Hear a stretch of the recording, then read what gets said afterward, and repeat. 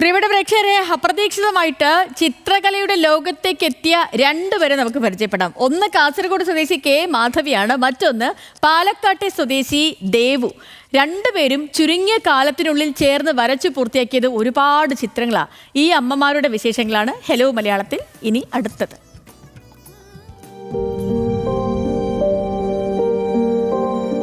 ഓടി നടന്ന് കുടുംബം നോക്കിയും മക്കളെയും കൊച്ചുമക്കളെയും വളർത്തി വലുതാക്കിയും ചെറുപ്പകാലം കഴിഞ്ഞു. ഉത്തരവാദിത്തങ്ങളൊക്കെ ഒഴിഞ്ഞ് സാധാരണക്കാർ വിശ്രമ ജീവിതത്തിലേക്ക് കടക്കുന്ന സമയം. കാസർഗോഡ് അമ്പലത്തറ സ്വദേശിയായ കെ മാധവിയും പാലക്കാട് നെന്മാറ സ്വദേശിയായ ദേവുവും ഈ സമയത്താണ് ചിത്രകലയിലേക്ക് തിരിയുന്നത്. മാധവിയുടെ 3 ആൺമക്കളും ഭർത്താവും ചിത്രകാരന്മാരാണ്.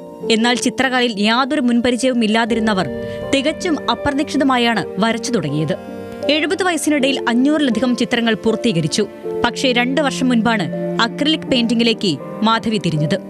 സ്വന്തം അക്രിലിക് പെയിന്റ് കൊണ്ടാണ് ഈ പെയിന്റിങ് വരച്ചത്. ഇപ്പോൾ 2 വർഷമായിട്ടാണ് ഞാൻ ഈ ക്യാൻവാസിലൊക്കെ വരക്കാൻ തുടങ്ങിയിട്ട് ഉള്ളത്. അതിനു മുമ്പൊക്കെ പെൻസിൽ കൊണ്ടാണ് ഞാൻ വരച്ചത്. ചിത്രകാരനായ മകൻ ഉണ്ണികൃഷ്ണന്റെ സ്റ്റുഡിയോ സമയം കിട്ടുമ്പോഴെല്ലാം സന്ദർശിച്ചിരുന്ന അമ്മ ദേവു ഒരുപക്ഷെ മകനിൽ നിന്നാവാം പ്രചോദനം ഉൾക്കൊണ്ടത്. എന്നാൽ കഴിഞ്ഞ കോവിഡ് മഹാമാരിയുടെ കാലത്താണ് ആദ്യമായി ദേവു ചിത്രങ്ങൾ വരച്ചതെന്ന് പറഞ്ഞാൽ പലർക്കും അത്ഭുതമാകും തോന്നുക. മകൻ ആദ്യം തന്നെ വരയ്ക്കും.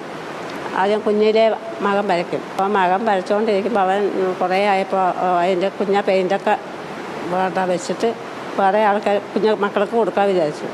വേണ്ട, ഞാൻ കുറച്ചെടുത്ത് ഞാൻ വരച്ചു നോക്കട്ടെ പറഞ്ഞു.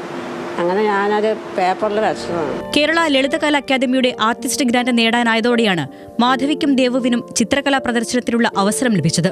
ഈ മാസം 29 വരെ നടക്കുന്ന പ്രദർശനത്തിൽ ഉൾപ്പെടുത്തിയ ഓരോ ചിത്രങ്ങളിലും സ്വന്തം ജീവിതാനുഭവങ്ങളും ഗ്രാമീണ ജീവിതമൊക്കെയാണ് ഇവർ പ്രമേയമാക്കിയിരിക്കുന്നത്. 55 ചിത്രങ്ങൾ മാത്രമാണ് ആസ്വാദകരിലേക്ക് എത്തിച്ചതെങ്കിലും അതിന്റെ മനോഹാരിത കൊണ്ടും വ്യത്യസ്തത കൊണ്ടും ആസ്വാദകരെ സ്വാധീനിക്കുന്ന പ്രശംസ നേടിയെടുക്കാനും കഴിഞ്ഞതിന്റെ വലിയ സന്തോഷത്തിലാണ് രണ്ടമ്മമാരും അവരുടെ കുടുംബാംഗങ്ങളും. ന്യൂസ് മലയാളം, തൃശൂർ.